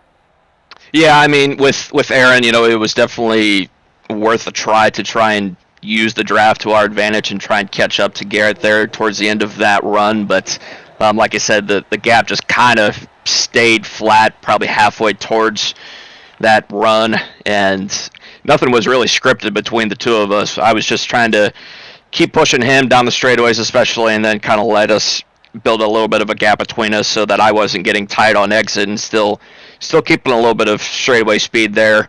I was just trying, more than anything, I was just trying to save a little bit of gas behind Aaron in case that last run it was going to come down to that. But nothing was really scripted between the 2 of us. Okay, yeah, it was interesting to see how that was playing out, because I was watching you guys together, and I was wondering if there was any bump draft going on. But as the race was also going on, so did you think the low lane was by far the most dominant lane? I think it was, especially it was a little bit cooler of a track temp. Just looking at it right now, I mean, it's already cooled down to 72 degrees on the track temp. So, you know, we started off the race, I think it was low 80s, and it was just getting cooler as the race was progressing through. I mean, started the race, I think it was just after 4 o'clock sim time, so I had a pretty decent feeling that the bottom was just going to keep getting stronger and stronger. If we had started the race maybe with a little bit hotter track temp and closer to noon, that the top could have possibly gotten some strength there, but unfortunately that just wasn't the case with this race. Yeah, it seemed to be there were a couple guys we were watching earlier on in the race, like Alex Forget, Berube. They were taking the top lane, but as that race went along, it seemed to kind of wear out, like you were saying, and definitely, man, that those cooler temps really made that bottom lane prevail. But no, yeah, that was a great run overall by you, and way to go and stick with it at the end. I thought you were going to try, or you were catching Aaron Smith a little bit there at the end, but still 3rd place and a long green flag run. Really good job, man. Well, thanks, Josh. And yeah, I was just trying to throw the kitchen sink there at the end just so I could try and catch up to Aaron and keep the pressure on him in case he did happen to run out. But just didn't quite have enough left in the right front to keep putting the pressure on. And overall, not a bad race. Like I said, just going green there for 2 green flag pit stops and finishing out under green. That's definitely awesome for sure. Well, Greg, do you have any shout outs or sponsor plugs you want to get out there for the people watching tonight? Well, of course, my buddy Justin Michael in the race tonight, we had a good time, just kind of shooting the breeze throughout the race, during the quieter moments. But, of course, I got to thank all the friends and family back home that are watching and all their support, too. This was definitely a fun race to try and get into, and with a little bit larger field, it was curious to see how everything was going to play out. I know with Garrett entering in, it was going to be a little bit of a stretch trying to get this one pulled off with a W. But overall, still getting third on the podium is not a bad spot to be, all things considered. And of course, got to thank you guys for putting on a great broadcast. This was a lot of fun during this race for sure. So for sure. And if you'll hang out in the Discord till after the broadcast, I'll get your information and we'll get you paid here this evening. Well, I appreciate it. Yeah, will do. Thanks, guys. All right, man. Have a good night. And once again, congrats on the 3rd place finish. Thanks, sir. And that was Greg Mall in the 72 machine, bringing it home 3rd tonight, taking home $60. He, like he said, he put together the best race he could, ended up wearing out that right front late in the race, not able to run down Aaron Paul in 2nd. And speaking of Aaron Paul, let's get him in here and talk to him for a moment. Our 2nd place finisher. Hey there, Aaron Smith. You got a copy? Yeah, I've got you. Hey, man. Congrats on bringing it home in 2nd tonight. Walk us through how that race went for you. Well, I had my hopes pretty high there, running with Garrett in the 2nd place in the first run, but then I went and missed my box and tried to get it in reverse, but the car kept revving up. I couldn't get it into reverse there, so I had to wait a little bit and then back up. And that cost us the race. But I wanted to take a shot at him there at the end, but I was just way too far back. So I'm fine with 2nd though. I'll take it. Yeah, definitely had a interesting race playing out, especially there in that first stint. Were you surprised that these cars were all nose to tail? Yeah, I'm surprised we had so many cars with us there after the beginning, because you couldn't really bump draft away from them or anything, because they'd catch right back up after the next corner. So after those first set of stops, it was certainly nice to have fewer cars to race there, but unfortunately it just didn't make that big of a difference for us. Well, Josh, you have any questions for Aaron? Yeah, absolutely. Well, I was talking to Greg, and it sounded like, during that one stint, you guys were together a little bit, and you didn't really communicate too much together with the bump drafting, or when you were together about bump drafting, trying to catch Garrett. But how did you feel well, I asked Greg the same question too. I was wondering how you felt. Did you think the bottom lane was also the best lane by far tonight? Oh yeah, it was much quicker on the long run. You go in that top lane for more than 2 laps and your tires are cooked for the rest of the run, as far as I know. So I wanted to keep it on the bottom there and try to wear out that right rear a little bit more, but we didn't really get that much wear there in the last run, but it felt pretty good overall. Yeah, and how did you feel about these next-gen cars? I know with some of these updates that have come in patches, they've handled a little bit differently, and I know they handle iRacing, the truck racing league here on iRacing, and my approach to Auto Club is a little bit different than the next gens, and I was racing with you guys during some of the practice races. How did you feel that how did the car feel to you, just overall? Well, as a race car, it felt all right, but as a stock car, I'm not really feeling it. You can't really kick the back end out without worrying about it snapping and killing you, so it's not really my cup of tea, but, I mean, as far as race cars go, it felt all right. Yeah, absolutely. And in that last stint, were you saving gas a little bit, or were you just trying to run down Garrett as best you could? I wanted to try to run him down, but I saw that the numbers were pretty close there on the default iRacing fuel calculator, so I had to. It updates every lap, so I couldn't really tell what it was doing. So I wanted to save as much as I could while also staying ahead of Greg there.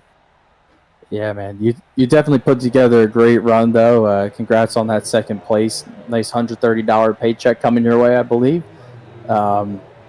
Just long green flag run and sticking with it the whole time was a good run, man. Thank you. Hey, Well, Aaron, you have any shout outs or sponsor plugs you want to get out there for the people watching tonight? Yeah, I'd like to thank all the folks at the Full Send Network for broadcasting this and putting this show on, and all the folks for watching, and I'll catch y'all next time, I guess. For sure. And much appreciated for you stopping by and running with us tonight, putting on a great show for the fans. Ultimately bringing it home second with a $130 payout. If you'll hang out in the chat for a little bit, once the broadcast ends, I'll jump in there and get your info and get you paid. All right. Thank you. All right, man. Well, once again, congrats on the runner-up finish, and we'll talk to you next time. Sounds good. And that was Aaron Smith, your runner-up finisher here tonight, taking home a cool $130. Now, I think I think the time has come to get Mr. Garrett Maines in the chat and talk to him for a moment. Hey there, Garrett Maines. You got a copy? Yes, sir. Hey, man, bringing home the paychecks this week. What's that make now? Close to almost, what, 6 now? 6,000? This week? Yeah, it's north of that. It's been probably the best 12-day streak ever, but I would have to say. Yeah, we're not complaining. Yeah, bringing it home second in the Coca-Cola iRacing Series at Daytona, and then going over to the Ron Morris Racing, taking home $500 there and $4,000 at another Daytona race. And now you're here collecting another $500 here at Auto Club. Man, walk us through how that race went for you. Walk us through it a little bit, and ultimately bringing home the checkered flag with that little bit of a scary situation with about 3 laps to go. I was wondering if you caught that. Oh, I caught it live. Oh, yeah. That was a clinched moment. I saw him getting loose, but there's nothing I could do. I lifted off the gas. I mean, he was coming down the track. So I didn't even want to say anything because I didn't know if that counted as a 2-car incident. And I was like, please don't see this. But yeah, that was a very pivotal moment almost for me. So I will take what I got there, and I'm not going to complain. I got away with it. So, but yeah, that whole race, once the first pit stop was made, and I think it was Aaron that missed his box, and Justin sped. I almost sped trying to keep pace with him. I'm like, oh my gosh, this thing doesn't slow down. I'd let off the brake and everything. I'd made it into pit road just fine, and then I wanted to close up on Justin some more, and I got greedy. But he got the penalty. I was on the fence. Just very, very lucky there. But that was the difference. Like, me being able to break away on that stop, I was able to get away from people drafting back up to me. Then I caught some lap cars that kind of pushed me along, pulled me along, then pushed me along, and that was the difference for sure. Yeah, it was definitely a fantastic performance out of you, dominating the race. I don't even know how many laps you led yet, but definitely taking home the most laps led, I would have to say, guaranteed. But also bringing home the $500 payout here, and plus a little trophy for you, and a Butt Kicker Gamer 2 courtesy of Butt Kicker. I'm sure you got a ton of those laying around by now. We just doubled in the last 12 days, doubled the amount we have laying around. So, well, Josh, you have any questions for Garrett? Oh, man, I had plenty of all. You just answered one there. First one was going to be how many freaking butt kickers you won in the last 12 days, man. You can have like a dozen of them strapped to the bottom of your seat. Well, that's the thing, at this point, where do you put them? But no, it's cool. I used mine a while back. The only reason I couldn't take it with me when I went to Charlotte is because I ran out of space in the car. I used to pack it in the back of my car to go to the races, and that was where it was like, yeah, we cannot take any more. I had my car packed up to where you could barely see out the mirror. It's pretty insane. It's 3 screens, computer, all that stuff had to go in there, rig, like the whole deal. But yeah, it's been fun. Yeah, definitely. And it looked like as the race went on, as we were talking to our other top 2 finishers, Aaron and Greg, they both agreed unanimously that the bottom lane was by far the best to run. And I'm sure watching you run that, the bottom lane was like that too. But were you saving gas as the race went on? It looked like your lead was growing over Aaron. How much fuel saving did you do? I had to save the entire race because I was basically by myself. So I was clutching 75% of the time to save the fuel, but I was in a rhythm of doing it, able to point the car the way I needed to, and maximize fuel saving there. Okay, yeah, that's the other thing I was noticing, because while you had all that empty racetrack, I was wondering if you were clutching or doing the little engine switch trick. I know I do that a lot. Types of tracks like this, where it's absolutely huge saving fuel, and you have so much off time on the throttle, getting down to the bottom. Talk about these next gen cars. How do you feel, especially with you racing the Coke Series and some other big events down the line, I'm sure. How have you felt so far about these new cars and how they've been doing on iRacing compared to the Gen 6? Compared to the package we had before, this one is way, way better. I could go without having a draft lock package where you have to like separate, like on a pit stop or something to get away from people, but you still have to drive it during that time, and if you make a mistake, it can be over for you. So it's at least fun in the meantime. It's, you get up on the wheel, there's off throttle time, you got to wheel it up off the corners. Like, you didn't have that before. Now you're even using the brake sometimes at the center. Like, that's stuff that I've missed, so it's good to see it is back, and it's kind of a mix of the two packages, really. Yeah, it really has been, and it's been interesting to see how people were approaching this car during the race. I mean, we saw people trying different lines and different corner entries, but it still carries that mantra where it comes down to just backing up your corners right, and you did a fantastic job all race long. Some of the other guys behind you made some mistakes, and you definitely capitalized on it. You ran an absolutely mistake-free race, and it's funny. I was watching that the Spring Bowl event the other night, and now I'm interviewing you here and at an auto club. But yeah, just congrats, man, and good luck the rest of your season and other events you're going in the future. Hopefully we get to talk to you some more here. Absolutely, and I appreciate that. The Spring Bowl was absolutely nuts. That was a 20th to 1st steal in 2 laps. I have no idea how the seas parted so well, but they did. But definitely it was fun to be here tonight, and thank you guys for broadcasting it. And, also, I got to give a shout out to ChevyLiners.com, Leaf Filter Gutter Protection, Colleague Racing, Chris Rice, Matt Colleague, Linux, MCU Body, all the guys at Elliott Sadler Esports for all their support.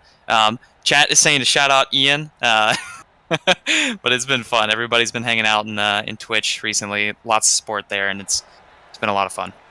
Yeah, absolutely, man. I'm sure you did those guys and your partners real proud the last 12 days. Just fantastic driving. I appreciate it. Thank you. Yeah, man. Once again, congrats on bringing home the checkered flag. And if you'll hang around in the chat for a little bit, once the broadcast ends, we'll get together and I'll get your payment info and send you your paycheck there. I appreciate it. Right, I'm actually going to be streaming, so I will just let me know. Send me a message on Discord, and I will hop in. That sounds good to me. All right, thanks. All right, man. Have a good one. You as well.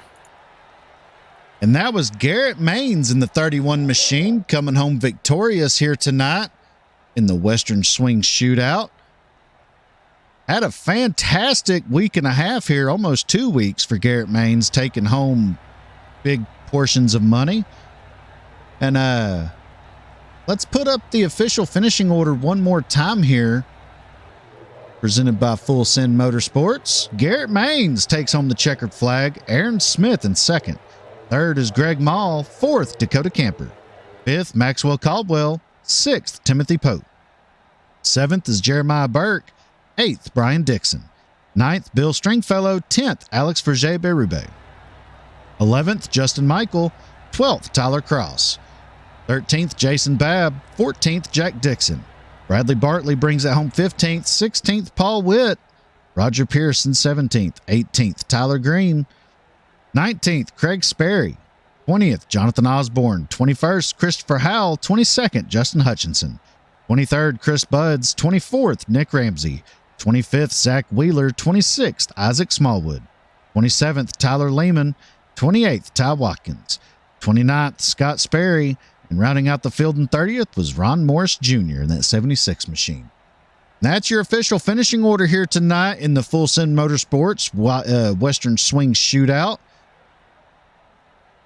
Be sure to subscribe to the Full Send Broadcast Network to know when we go live here on the channel, bringing you some fantastic racing action. Definitely been a wild one tonight. Cars finally got strung out, and Garrett Maines bringing home the checkered flag ultimately with the $500 payday. And once again, I'd like to thank our sponsors, Babs Body Shop, Bearded Ox Designs, Outline Paints, Bartley's Priority, and Butt Kicker for graciously putting up a Butt Kicker Gamer 2 to the winner. So Garrett Maines is going to add to his collection there. Pretty soon he'll have enough on that desk chair. It'll take flight from how much it'll be shaking around. And for